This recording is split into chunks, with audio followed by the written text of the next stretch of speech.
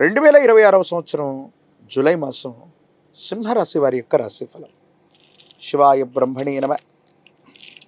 వీరబ్రహ్మేంద్ర స్వామిని నమో నమ. జై వీరబ్రహ్మ జై గోవిందమాంబ జై. వచ్చినటువంటి ఫలితం 6. ఇది శుక్ర సంబంధమైనటువంటి ఫలితం. శుక్రుడు దాంపత్య జీవితానికి సంబంధించిన కొన్ని ముఖ్యమైనటువంటి అంశాలని, భోగభాగ్యాలని సూచిస్తూ ఉంటాడు. శుక్రుడు కూడా శుభగ్రహమే.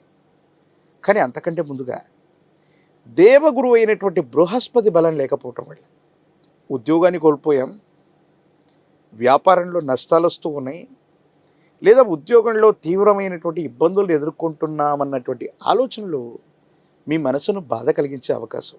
కొన్ని సందర్భాల్లో ప్రత్యర్థులు ఎవరో, మనకు అనుకూలవంతమైనటువంటి వ్యక్తులు ఎవరో కూడా అర్థం కానటువంటి స్థితిగతులు ఉంటాయి.